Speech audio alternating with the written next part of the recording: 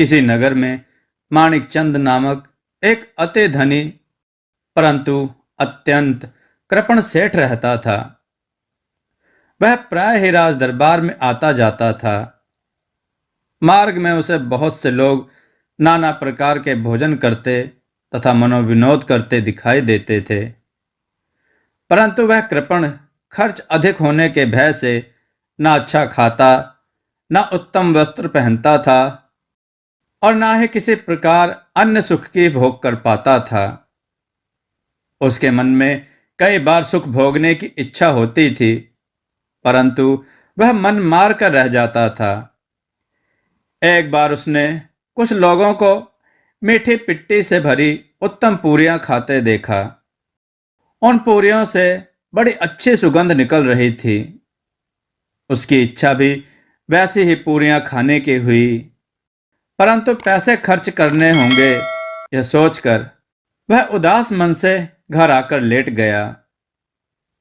सेठानी ने उसे उदास देखा तो पूछा, क्यों, क्या कुछ तबीयत ठीक नहीं है?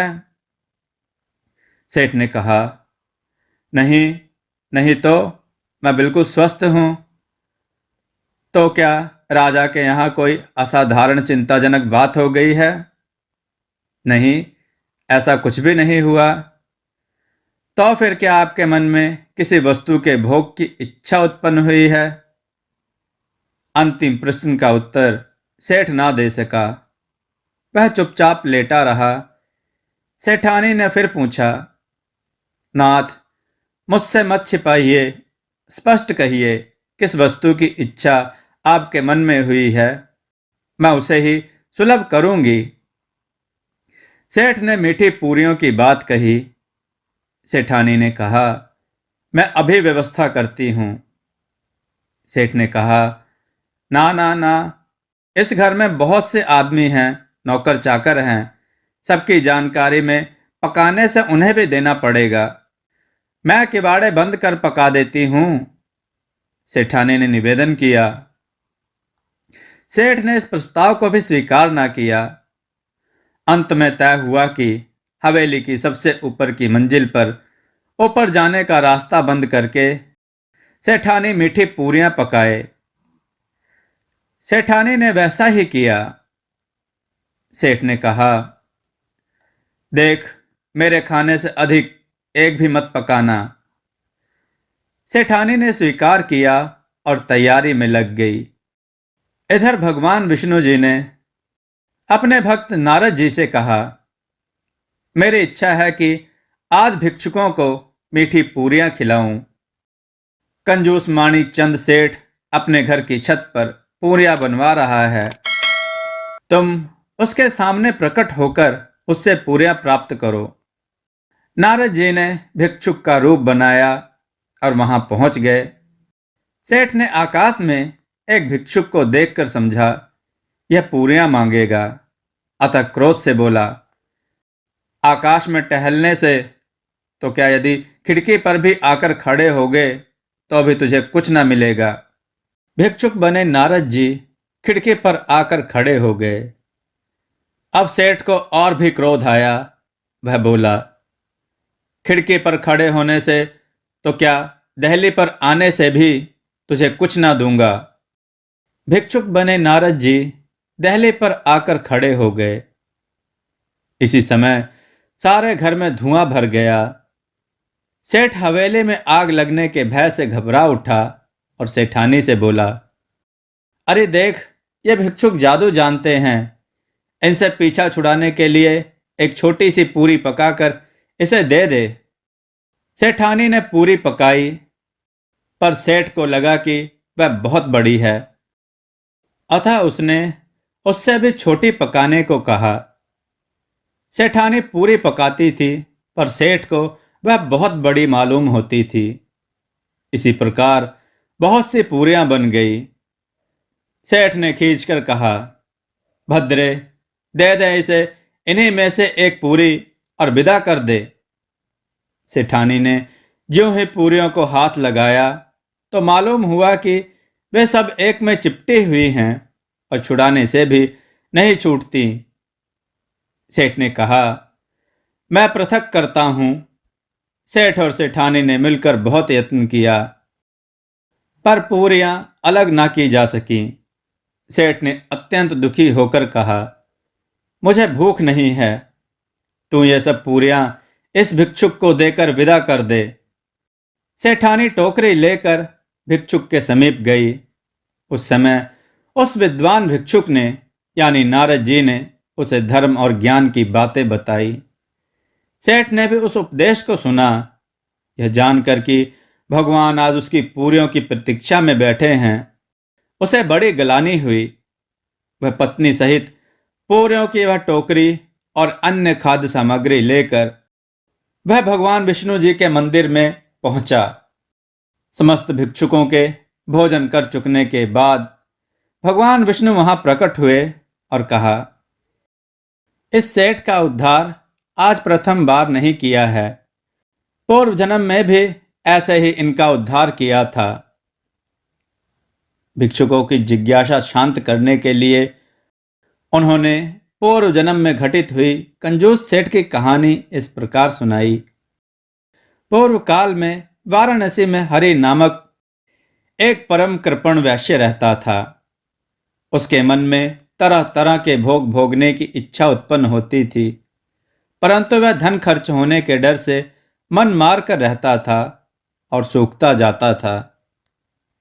एक दिन उसने एक व्यक्ति को प्याले में शराब डालकर पीते देखा और उसकी भी इच्छा शराब पीने की हुई, परंतु धन खर्च होगा और बहुत से मुफ्त के पीने वाले आ जुड़ेंगे, ऐसा सोचकर वह चुप रह गया। शाम को उसने नौकर से चुपके से अपने पीने भर को शराब मंगवाई। किसी को पता ना लगे इस भय से वह शराब को छिपाकर बस्ती के बाहर एक झाड़ी में ले जाकर पीने लगा। वहां उसे नशा हो गया और वह बड़ी देर तक वहीं पड़ा रहा। इस कंजूस हरि सेठ का पिता बड़ा धर्मात्मा था।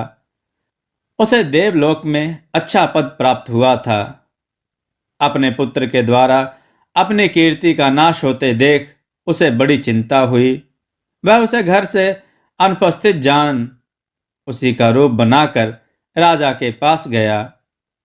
राजा ने उसे हरि समझकर उसका सत्कार किया। सेठ ने निवेदन किया कि महाराज, मेरा सब धन लेकर अच्छे कार्य में लगाएं, परंतु राजा ने उसका प्रस्ताव स्वीकार ना किया। अंत में उसने कहा, तो मुझे अपनी संपत्ति दान करने की अनुमति दीजिए। राजा ने कहा, तुम ऐसा कर सकते हो। घर आकर उसने हरि की पत्नी से परामर्श किया।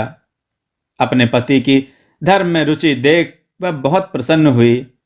नगर में घोषणा कर दी गई कि हरि सेठ अपनी समस्त संपत्ति दान कर रहा है।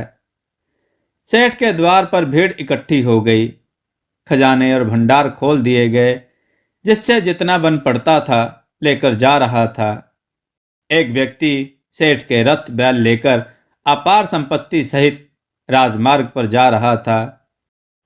इसी समय हरि सेठ घर लौटकर आ रहा था। उसने रथ को रोका और कहा, मेरी अनुमति के बिना मेरी कोई वस्तु ले जाने का तुम्हें क्या अधिकार है? उस व्यक्ति ने धक्का मारकर उसे गिरा दिया और कहा, आज हमारा सेठ अपनी सारी संपत्ति दान कर रहा है, तो उसमें बाधक क्यों हो रहा है? हरि सेठ की समझ में कुछ न आया। घर आने पर मालूम हुआ कि कोई दूसरा व्यक्ति हरि बनकर उसकी संपत्ति लुटा दे रहा है। वह बड़ा दुखी हुआ और राजा के पास जाकर कहा, महाराज, असली हरि तो मैं हूं। राजा ने कहा, कोई तुम्हें पहचानता है? क्यों नहीं, मेरी पत्नी तथा सब घर वाले पहचानते हैं। यह कहकर सेठ ने सबको बुलवाया। दूसरा हरि भी बुलवाया गया। राजा ने लोगों से पूछा, इन दोनों में से तुम किसे असली हरि समझते हो? हरि की पत्नी तुरंत जाकर देव पद प्राप्त किए हुए हरि के पिता के बगल में खड़ी हो गई और बोली, क्या मैं अपने धर्मात्मा पति को भी नहीं पहचानती? अन्य लोगों ने भी वैसा ही किया। हरि घबरा गया और सोच में पड़ गया। उसे याद आया कि उसके सिर में एक छोटी सी फुंसी है जिसका हाल सिवा नाई के और किसी को नहीं मालूम था। उसने राजा से निवेदन किया, महाराज, यह सब लोग पहचानने में भूल कर सकते हैं, परंतु मेरा नाई कभी भूल नहीं कर सकता।